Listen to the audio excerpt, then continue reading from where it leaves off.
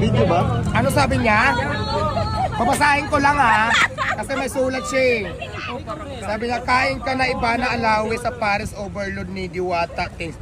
Pagkakarating to mother kay Ivana Alawi dahil magkikita kami bukas. Oh?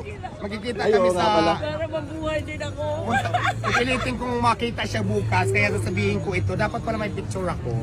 Hindi ko na lang, kasi di ba busy rin ako, may mga ibang gusto mag-interview.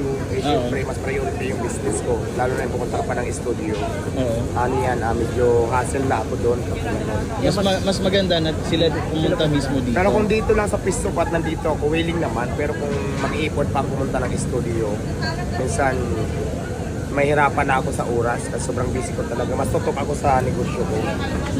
Pero anyway, Pero syempre maganda rin yung may mga exposure ka sa ganun kasi lalo kang sumisikat, di ba? Pero syempre nga, mas marami namang customer eh. So, doon na ako sa marami